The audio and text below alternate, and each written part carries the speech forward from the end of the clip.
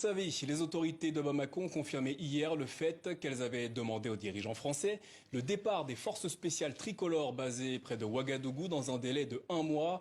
En réponse, la diplomatie française indiquait attendre des clarifications de la part du capitaine Ibrahim Traoré, le président de la transition burkinabé. Analysons cette situation ce soir entre Paris et Ouagadougou avec Jonathan Guiffard, expert en relations internationales et questions stratégiques au sein de l'Institut Montaigne, une plateforme française de réflexion d'orientation libérale. Bonsoir et merci d'être avec nous.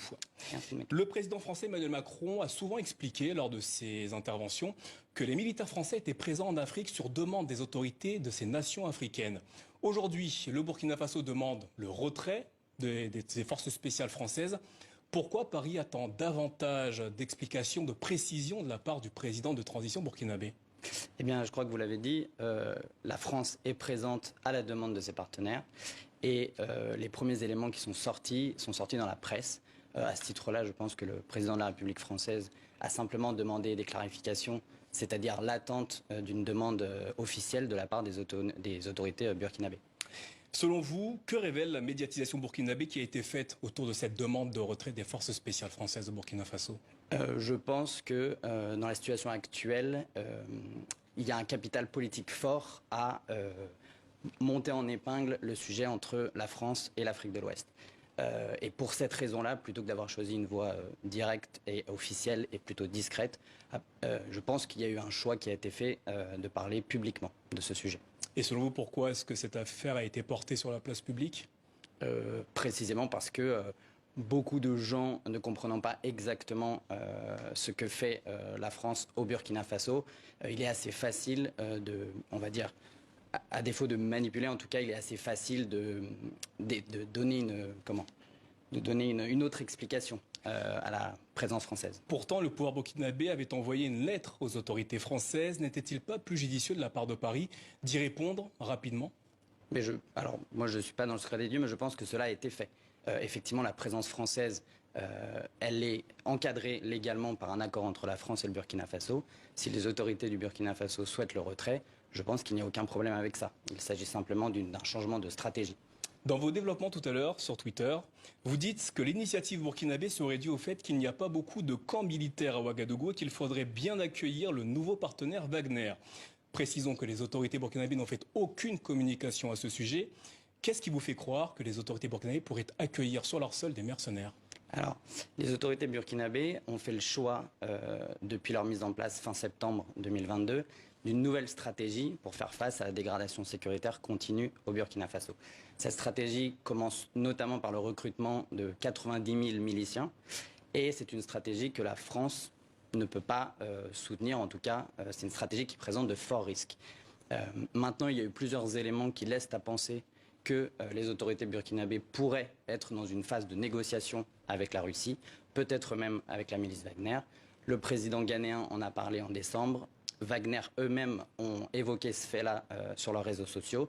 Et donc, comme on observe exactement le même fonctionnement qu'au Mali il y a un peu plus d'1 an dans la relation avec la France, il n'est pas impossible que ça soit une nouvelle étape de franchie vers, pourquoi pas, une coopération avec Wagner.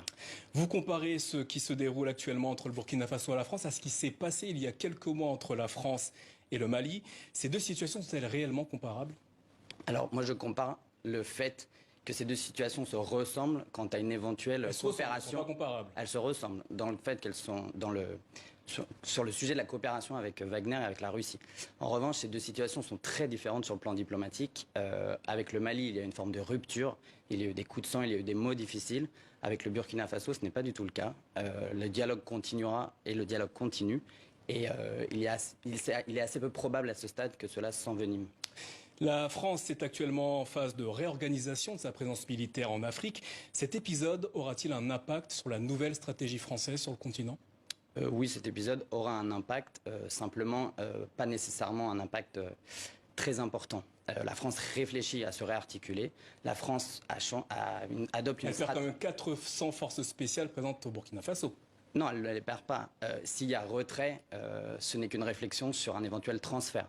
Soit ces forces peuvent être mises dans un autre pays, Elle pourrait être mise au Niger si les Nigériens le souhaitent. Elle pourrait être mise dans des pays du Golfe de Guinée si ses partenaires souhaitent avoir un appui, notamment dans le cadre de formation et de coopération, ou elle pourrait être tout simplement retirée et rapatriée en France. Ce à quoi nous assistons en ce moment entre certains pays en Afrique de l'Ouest et la France, est-il un sentiment anti-français ou un rejet de la politique militaire française en Afrique ? Alors moi je pense qu'il faut faire très attention avec le sentiment anti-français. C'est un objet politique qui est assez difficile à comprendre et à manier. Ce que j'entends par là, c'est qu'il y a effectivement une lame de fond d'une certaine jeunesse, de certaines classes moyennes qui ont beaucoup de questionnement vis-à-vis de la politique française, une forme de frustration et aussi d'exaspération, ne comprenant pas notamment pourquoi la situation sécuritaire se dégrade. Pour autant, c'est un objet politique qui est manié par beaucoup d'adversaires de la France et qui est actuellement assez facile à utiliser. Qu'est-ce qui pourrait, selon vous, rendre plus acceptable la présence militaire française en Afrique aujourd'hui ?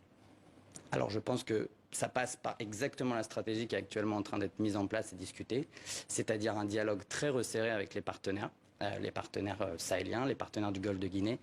Ça passe par la mise en place peut-être d'une forme de feuille de route ou de coopération très claire et très définie avec ces différents pays qui sont dans des situations assez différentes. Vous avez le Niger qui est directement, par exemple, concerné par la menace djihadiste actuellement. Vous avez les pays du Golfe de Guinée qui commencent à subir l'arrivée de cette menace. Donc je pense que ça passe beaucoup par ce dialogue. Après, il y a un sujet plus général d'explication et de valorisation de la politique française en Afrique.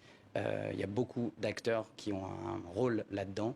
Et je pense que c'est une façon peut-être de lever un voile aussi, autant sur des manipulations d'une part que sur des incompréhensions de l'autre. Jonathan Guiffard, merci d'avoir répondu à nos questions ce soir.